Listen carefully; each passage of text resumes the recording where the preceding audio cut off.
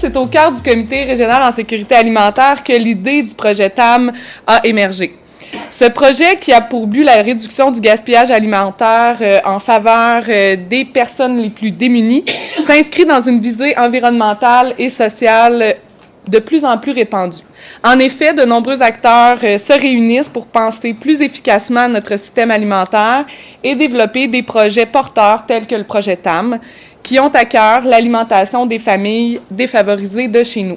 L'objectif principal de ce projet est de diminuer le gaspillage alimentaire en transformant les surplus de denrées périssables avant leur détérioration afin de les congeler et ainsi offrir aux organismes d'aide alimentaire un accès de plus aux denrées afin de mieux les appuyer dans leur mission auprès des familles à faible revenu. Il y a plusieurs années, il y a 2, presque 3 ans, on s'est réunis, plusieurs organismes de Montcalm. On a identifié ce qu'on savait déjà, en fait, qu'on avait besoin d'aide supplémentaire pour pouvoir aider nos familles. Nos familles qui grandissent, il y a plusieurs années, on en avait beaucoup moins. À chaque année, les villes grossissent, donc les besoins augmentent également.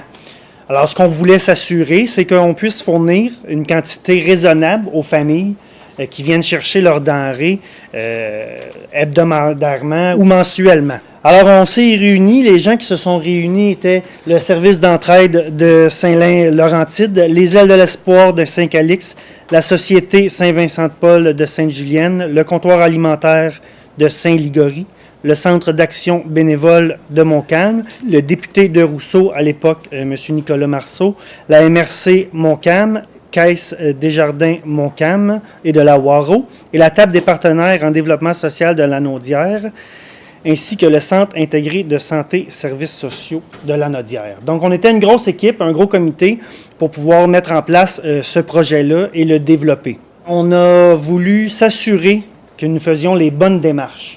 Alors, on a fait affaire avec une compagnie externe qui s'appelle Nestor Stratégie. L'étude de faisabilité a dévoilé qu'il pouvait y avoir, sous toutes les formes d'aide alimentaire, de tous les organismes, parce que ce n'est pas seulement les organismes en aide alimentaire qui ont été contactés, environ 10 000 personnes dans Montcalm qui vont chercher de l'aide à tous les mois pour soutenir leur famille ou même leur propre individu. Donc, c'est énorme. Alors, quand on a vu les résultats de l'étude de faisabilité, sans cligner de l'œil, on s'est dit qu'effectivement, on devait procéder avec un projet, trouver une façon d'augmenter nos besoins. Depuis plusieurs années, on entendait parler également du gaspillage alimentaire. Donc, on sait que la quantité qu'on fournissait était suffisante. Par contre, la variété pouvait faire que une quantité limitée d'un aliment pouvait être distribuée à un organisme. On ne peut pas nourrir des familles seulement aux patates pendant 1 mois, 2 mois ou 3 mois. Alors, l'idée de base a été de pouvoir congeler ces aliments-là en surplus, les transformer, les congeler, pour qu'on puisse les conserver. Et on sait que durant l'hiver, les périodes où les cultures sont plus à sec, si on veut, on doit, nous, quand même, fournir le service à ces familles-là. Alors, en les congelant, ça nous permet de pouvoir faire des réserves et puis tout au long de l'année, pouvoir aider ces gens-là. Évidemment, on devait par la suite chercher un transformateur. Donc, c'est des grosses quantités. Ça nous prenait une cuisine équipée pour la quantité qu'on allait transformer. On a envoyé un appel d'offres public. Nous avons eu quelques réponses, mais nous avons retenu, comme nous, un organisme communautaire qui est le Buffet Accès Emploi, qui se trouve à être à Saint-Lin-Laurentide. Évidemment, il faut avoir un projet de cette envergure-là et ça nous prenait des bailleurs de fonds, sans qui on serait encore au point de départ à se demander mais comment est-ce qu'on va faire pour transformer cette quantité-là dans les organismes. Certains organismes ont une capacité de transformer une certaine quantité. Pour d'autres, c'est plus difficile, soit par manque de bénévoles, soit par manque d'espace, soit parce que nos cuisines ne sont pas réglementaires selon le MAPAC. Donc, on devait prendre action. Jusqu'à aujourd'hui, on en cherche toujours. Donc, si certains voient cette conférence de presse-là, nous sommes toujours intéressés à avoir vos dons. Ça coûte des sous à transformer, à transporter et à redistribuer. Alors, vous êtes les bienvenus à nous contacter. Ensuite de ça, la mise en place. Donc, on devait se créer un protocole, une stratégie pour pouvoir les amener du point A au point B jusque sur la table de nos familles à faible revenu, nos familles qui ont besoin de manger.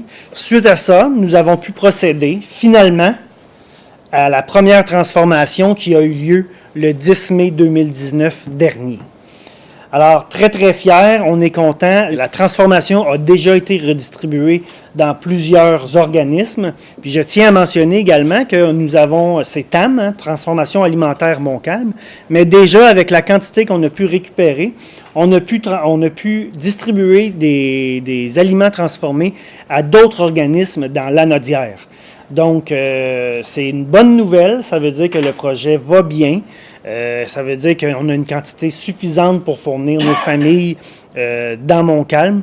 C'est très révélateur de la qualité du projet, selon moi. On a pu faire du coulis de tomates, des oignons en rondelles, des pommes de terre marinées. Alors, c'est des exemples d'aliments qu'on peut transformer. Alors, ce n'est pas des repas complets. C'est des éléments qu'on peut rajouter à un repas. Donc, on ne fait pas des plats accompagnement, repas principal et tout. Ce n'est pas l'idée du projet. C'est vraiment de pouvoir conserver ce qu'on a puis qu'ils puissent ajouter ça, bonifier leur repas au quotidien dans les familles. Comment ça fonctionne exactement? Donc, l'idée, c'est d'augmenter l'approvisionnement de moissons Lanaudière. Alors, une fois qu'il est transformé, le transport vers la transformation à partir de moissons est assumé par l'organisme de transformation. Donc, c'est Buffet Accès Emploi qui va chercher les denrées à transformer. On a un système d'appel. On s'appelle, j'ai une palette de tomates. J'appelle Buffet Accès Emploi, vont les chercher. Ils le transforment. Ils le congèlent et une fois que c'est fait, c'est retourné à Moisson qui, eux, font déjà la distribution aux organismes qui se présentent là hebdomadairement. Donc, c'est la façon la plus simple qu'on a trouvée pour pouvoir assurer l'efficacité du projet. Donc, nous remercions la MRC Montcalm qui supporte le projet, les Caisses des Jardins de Montcalm et la Waro, le plateau Lanaudois intersectoriel du département de la santé publique, le programme de soutien aux organismes communautaires en sécurité alimentaire, comité régional en sécurité alimentaire, le député de Rousseau à l'époque, M. Nicolas Marceau, et je suis convaincu que M. Louis-Charles Toin va supporter également. On a une belle collaboration avec notre nouveau député. Ensuite de ça, le Centre d'action bénévole de Montcalm. Alors, merci à tous ceux qui ont contribué à la réussite de ce projet-là. C'est extrêmement important. Puis je vous remercie aussi au nom des familles qui profitent de ces denrées-là. J'aimerais remercier Moisson Lanaudière. Moisson, c'est un gros organisme. Ils fournissent beaucoup. Puis quand j'ai parlé de ce projet-là à la directrice il y a déjà près de 3 ans, elle n'a même pas hésité. Elle dit « Ah là, ça va être difficile, mais... Ah ouais, viens-t'en. » C'est comme elle m'a dit ça comme ça.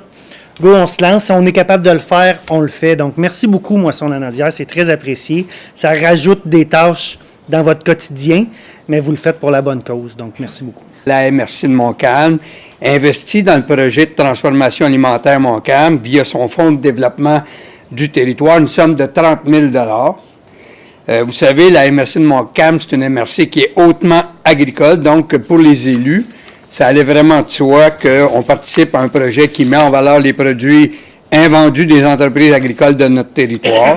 De plus, nous considérons qu'il est important d'éviter le gaspillage alimentaire. Je pense que tout le monde s'entend là-dessus. Alors, je ne peux que saluer cette initiative qui non seulement évite le gaspillage, mais du coup va contribuer à soutenir des organismes de notre milieu pour des gens qui en ont vraiment besoin. Effectivement, cette initiative du service d'entraide de Saint-Lin va permettre à plusieurs organismes de la région qui œuvrent en sécurité alimentaire de venir en aide à des familles montcalmoises et lanaudoises dans le besoin. Donc, au nom de la MRC de Montcalm, des élus, je tiens à féliciter le service d'entraide de Saint-Lin-Laurentide, ainsi que les différents partenaires qui sont liés au projet de cette belle initiative. Bon succès, une fois de plus. Merci. Et une raison de plus de dire Montcalm, soyons fiers.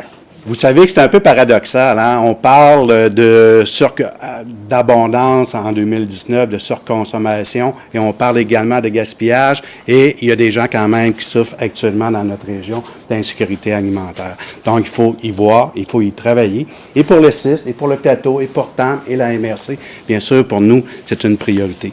Vous savez que dans la région, actuellement, un adulte de 18 ans et plus sur 10, ça fait environ 40 000 personnes qui vivent d'insécurité alimentaire. On a également un jeune de moins de 18 ans sur 5, qui fait environ 20 000 personnes, qui souffrent également d'insécurité alimentaire. Donc, dans notre région, c'est environ 60 000 personnes d'adultes et de jeunes qui souffrent d'insécurité alimentaire. Donc, dans ce contexte, TAM, c'est une belle initiative, mais aussi, il faut penser au niveau de la région. Et dans ce contexte-là, on travaille actuellement à la mise en place d'un système alimentaire durable à nos doigts. Et on a de bels exemples qu'on peut vous donner. Actuellement, dans la région, on a mis en place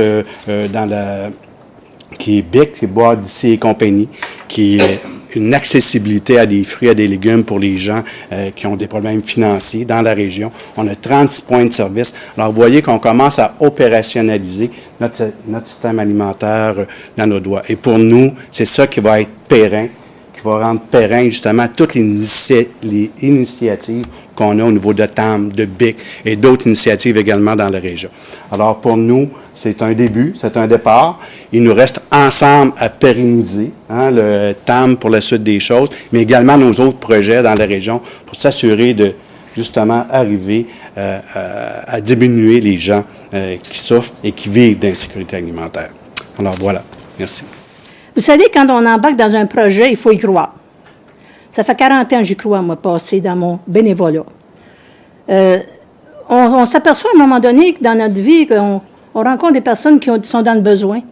Puis quoi faire pour les aider?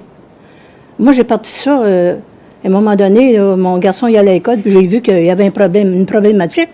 Alors, j'avais décidé à un moment donné, puis ça s'est quand même propagé à Saint-Lin, de partir le programme des galettes à l'école. On en fait 40 000 par année pour les 2 écoles de Saint-Calix.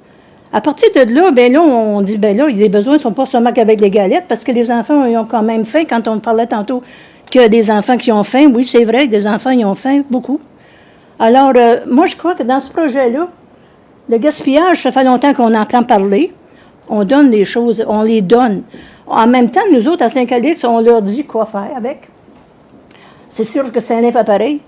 On donne une recette qui va avec le produit qu'on reçoit de plus. Mais quand les personnes me disent « j'ai bien trop de tomates » ou « j'ai bien trop de brocolis », à un moment donné, ça se conserve. Mais les personnes, on dirait qu'ils manquent de temps. Fait que nous autres, on les donne, ils sont déjà congelés, c'est parfait. Hein? Tu fais de la soupe avec n'importe quoi. Alors, moi, je trouve, en tout cas, là, que j'espère qu'on va continuer dans ce grand projet-là. Puis c'est grâce aux partenaires qu'on peut réussir. C'est avec, en lançant le message à une population qu'aujourd'hui, là, c'est important. On parle de l'environnement, on parle même des poules, je pense qu'ils peuvent manger beaucoup. Ils mangent à peu près 250 kilos par année. Une poule seule, là, le gaspillage. Quand on jette nos légumes qui sont moches, les poules peuvent les manger, ceux-là.